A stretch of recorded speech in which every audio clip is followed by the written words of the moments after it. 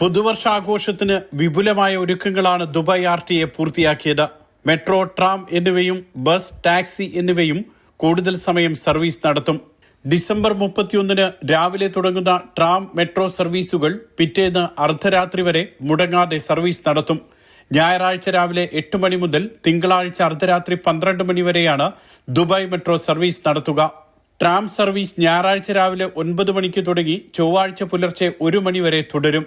Metro സ്റ്റേഷനുമായി ബന്ധിപ്പിക്കുന്ന വിധത്തിൽ 230 ബസ്സുകൾ സൗജന്യ സർവീസ് നടത്തുമെന്നും ദുബായ് റോഡ് ട്രാൻസ്പോർട്ട് അതോറിറ്റി അറിയിച്ചു.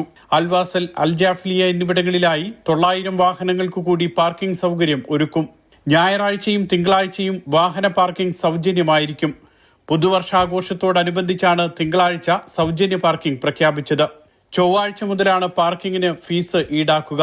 ശനി, ഞായർ ദിവസങ്ങളിലെ വാരാന്ത്യ അവധിയും ജനുവരി 1 അവധിയുമടക്കം 3 ദിവസത്തെ പൊതു അവധിയും ദുബായിൽ ലഭിക്കും. സ്വകാര്യ മേഖലയ്ക്കും ശമ്പളത്തോടുകൂടി അവധി നൽകണമെന്ന് മാനവശേഷി സ്വദേശീവൽക്കരണ മന്ത്രാലയം നിർദ്ദേശിച്ചിട്ടുണ്ട്. Mathrubhumi news, Dubai.